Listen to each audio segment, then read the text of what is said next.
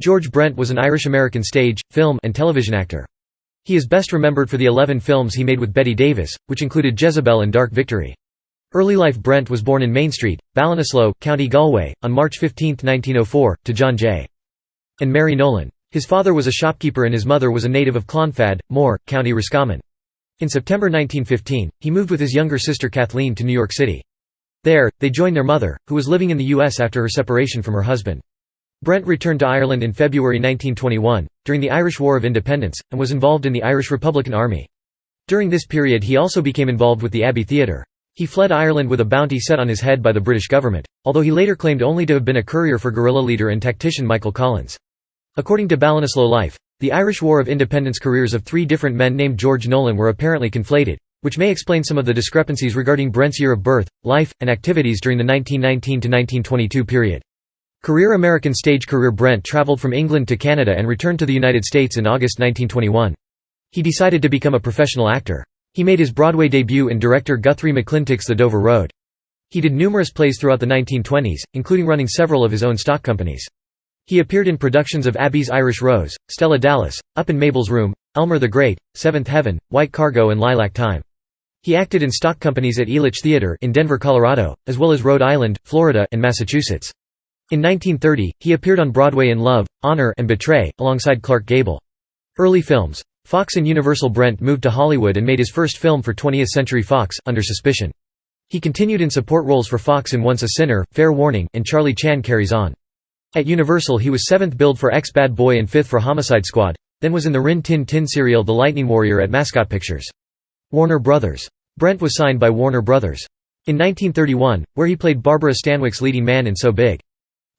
This established him as a leading man for female stars.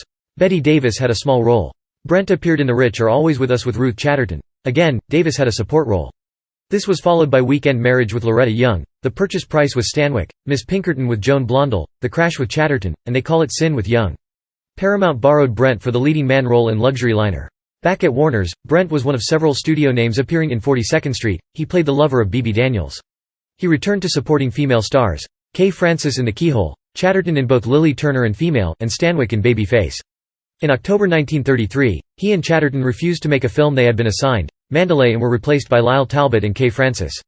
Brent's salary was then $1,000 a week. Brent was top billed in from headquarters with Margaret Lindsay, then MGM borrowed him to play Myrna Loy's leading man in Stamboul Quest. In September 1934, Chatterton filed for divorce. Bette Davis. Brent was top billed in Housewife with Bette Davis, who was his co-star. He was leading man to Jean Muir in Desirable, then MGM used him for The Painted Veil with Greta Garbo. Brent supported Josephine Hutchinson in The Right to Live, Francis in Living on Velvet and Stranded.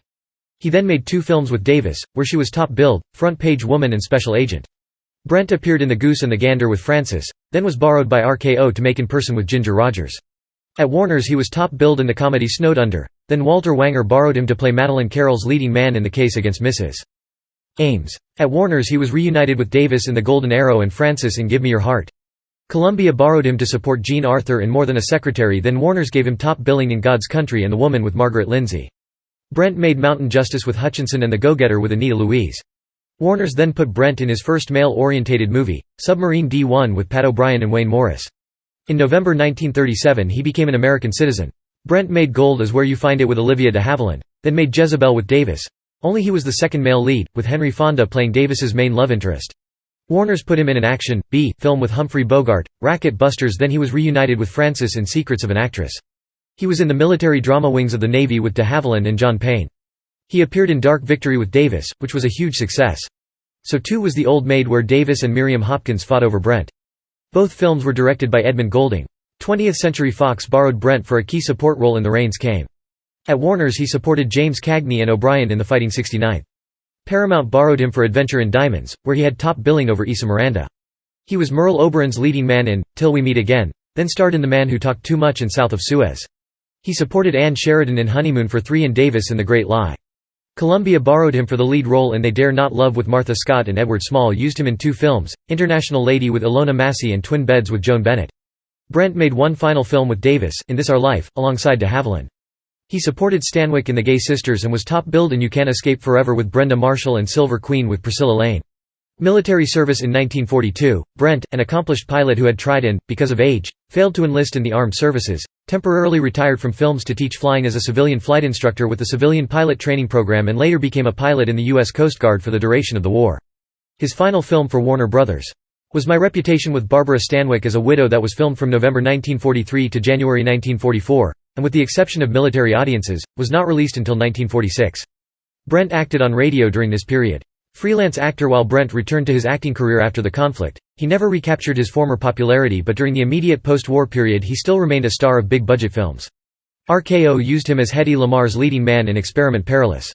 For Hal Wallace he did The Affairs of Susan with Joan Fontaine, then Tomorrow is Forever at International with Claudette Colbert and Orson Welles. He returned to RKO for The Spiral Staircase, a huge success. At Universal he was teamed with Lucille Ball in Lover Come Back, then he made Temptation with Oberon and Edward Small at International. Brent went to Eagle Lion to make a comedy out of the blue in Columbia for The Corpse Came COD with Blondel. Universal teamed him with Yvonne De Carlo in Slave Girl. Brent was one of several names in Christmas Eve for Benedict Bogos and Luxury Liner at MGM, a remake of the 1933 film in which Brent had appeared. He went to Republic to star in Angel on the Amazon and in Universal's Red Canyon played the father of the star, Ann Blyth. At the same studio he was third lead in Illegal Entry, then had the lead in A.B., The Kid from Cleveland. He supported Colbert in Bride for Sale at RKO. The budgets of Brent's films continued to shrink. He did two for Lippert Pictures, FBI Girl and Last Page, the latter shot in England with Diana Dors. There was Montana Belle with Jane Russell, then two for Monogram, Tangier Incident and Mexican Manhunt. Television. Brent moved into television in the early 1950s, guest starring in the Revlon Mirror Theatre, Crown Theatre with Gloria Swanson, the Ford Television Theatre, Climax, Fireside Theatre, Stage 7, Studio 57, Science Fiction Theatre, Celebrity Playhouse, Schlitz Playhouse and the religion anthology series, Crossroads. He was cast in the lead in the 1956 television series Wire Service, which ran for 39 performances. After appearing on Rawhide and the Chevy Mystery Show, Brent retired. In 1978, he made one last film, the made-for-television production Born Again. In 1960, Brent was inducted into the Hollywood Walk of Fame with 2 stars. He received a motion picture star located at 1709 Vine Street and a second star located at 1612 Vine Street for his work in television. Personal life. Brent was married 5 times. To Helen Louise Campbell, Ruth Chatterton, Constance Worth, Anne Sheridan, and Janet Michaels. Chatterton, Worth, and Sheridan were also actresses. Chatterton and Sheridan were both Warner Brothers players. His final marriage to Janet Michaels, a former model and dress designer, lasted 27 years until her death in 1974. They had 2 children together, a daughter, Suzanne, and a son, Barry. Brent also had affairs with actresses Greta Garbo and Bette Davis, the latter a frequent Warner Brothers co-star. George Brent suffered from emphysema and died of natural causes in 1979 in Solana Beach, California.